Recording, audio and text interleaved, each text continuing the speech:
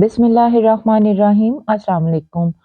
हलीम बनाना हो, दलीम बनाना हो तो बहुत ही टेंशन होती है कि ये बहुत ही मेहनत से बनती है, बहुत मुश्किल से बनती है, बहुत टाइम लगेगा।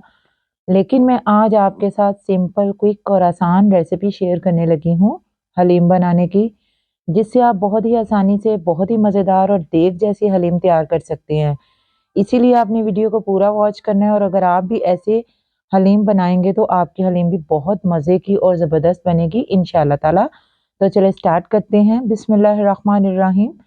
सबसे पहले प्रेशर कुकर में मैंने हाफ़ कप के करीब कुकिंग ऑयल ऐड कर दिया है और उसको गर्म करने के बाद उसमें 2 मीडियम साइज़ के प्याज़ ऐड कर दिए और उनको थोड़ा-सा गोल्डन कर लिया है। उसके बाद इसमें मैंने ऐड कर दिया 1 टेबलस्पून भर के लहसुन और अदरक का पेस्ट। आपने प्याज को बहुत ज़्यादा डार्क नहीं करना, बस हल्का-सा हमने इनको फ्राई करना है। तो अब इसके साथ ही मैं लहसुन अदरक का पेस्ट भी फ्राई कर लूँगी और उसके बाद इसमें ऐड कर दूँगी बोनलेस चिकन, जो कि 500 ग्राम है, यानी कि आधा किलो है। आप गोश्त को हड्डी के साथ भी ले सकते हैं, लेकिन फिर बाद में हड्डी रिमूव करनी पड़ेगी। उसके बाद इसमें मैंने 5 से 6 सब्ज़ मिर्चियाँ ऐड कर दी हैं स्लाइस में काट के और साथ ही इसमें 2 मीडियम साइज़ के टमाटर ऐड कर दिए हैं बारीक काट के। अब इन सारी चीज़ों को ऐड करने के बाद मैंने थोड़ा-सा मिक्स कर लिया है और इसको थोड़ा-सा भूनने के बाद मैं इसमें ड्राई स्पाइसेस ऐड कर दूँगी, जिसमें मैं ऐड कर रही हूँ सबसे पहले 1 टेबलस्पून भर के साबुत सफ़ेद ज़ीरा, जो कि रोस्टेड है, और उसके साथ ही मैं इसमें ऐड कर रही हूँ 2 टीस्पून भर के नमक ऐड करने के बाद मैं इसमें शामिल कर रही हूँ कुटी हुई लाल मिर्च 2 टीस्पून और उसके बाद मैं इसमें शामिल कर रही हूँ हल्दी 1 टीस्पून भर के और साथ ही इसमें मैं शामिल कर दूँगी 1 टीस्पून ही सुरख मिर्च का पाउडर और इसके बाद मैं इसमें ऐड कर रही हूँ पिसी हुई काली मिर्च 1 टीस्पून। उसके बाद मैंने इसमें कुटा हुआ सूखा धनिया ऐड कर दिया तकरीबन 2 टीस्पून भर के।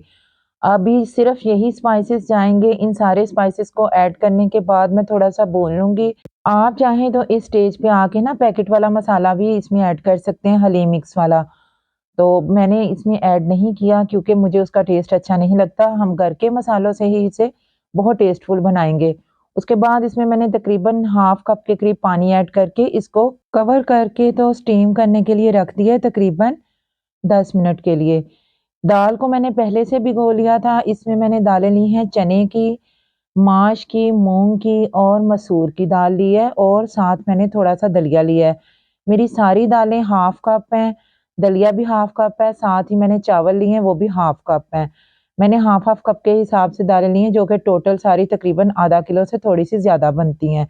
इनको मैंने तकरीबन 3 घंटे पहले से ही अच्छी तरह से धो के तो भिगो के रख दिया था। अब यहाँ पे मैंने प्रेशर कुकर खोल लिया है क्योंकि हमारे चिकन को 10 मिनट हो गए थे पकते हुए, तो बस अब मैं यहाँ पे चिकन को थोड़ा-सा भून लूँगी क्योंकि पानी अभी भी है।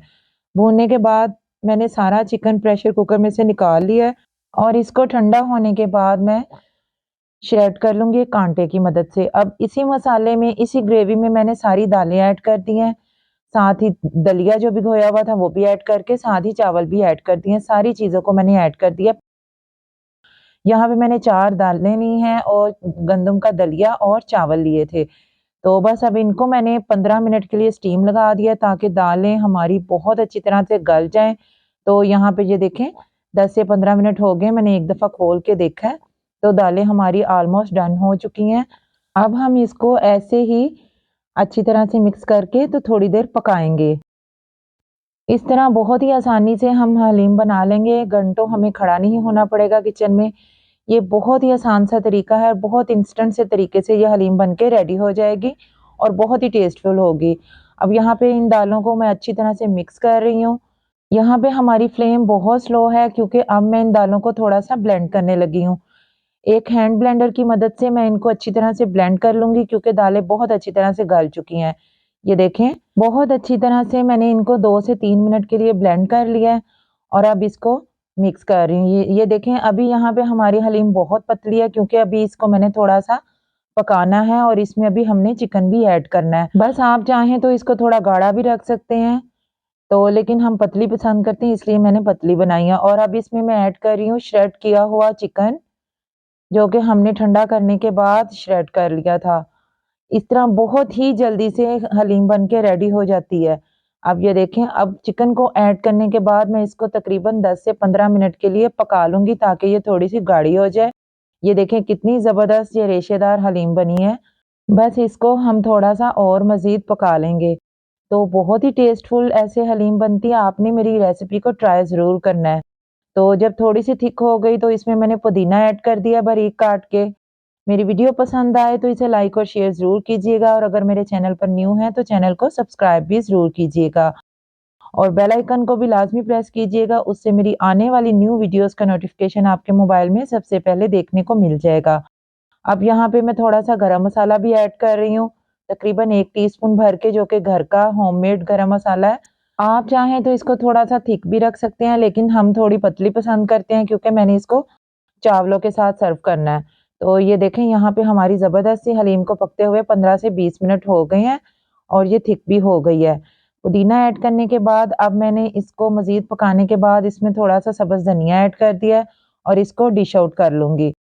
यहाँ पे मैं इसको डिश आउट कर लूँगी, एक बाउल में ऐड कर रही हूँ। तो ज़बरदस्त सी मज़ेदार और टेस्टी हलीम बन के रेडी हो चुकी है, जो कि बहुत ही इंस्टेंट से तरीके से हमने बनाई है। बहुत ज़्यादा इस पे मेहनत नहीं की। अब मैंने थोड़े से कुकिंग ऑयल में प्याज़ ब्राउन करके उसका इसको तड़का लगा रही हूँ। ऑयल भी साथ ऐड कर रही हूँ और ब्राउन किया हुआ प्याज़ भी इसमें ऐड कर रही हूँ और उसके बाद मैं इसमें 1 टीस्पून भर के चाट मसाला ऐड कर रही हूँ।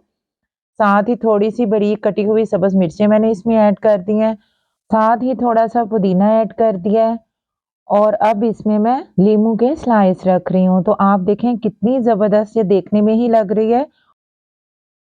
आपने इस रेसिपी को ट्राई ज़रूर करना है और मुझे फीडबैक भी लाज़मी देना है कि आपको ये रेसिपी कैसी लगी है।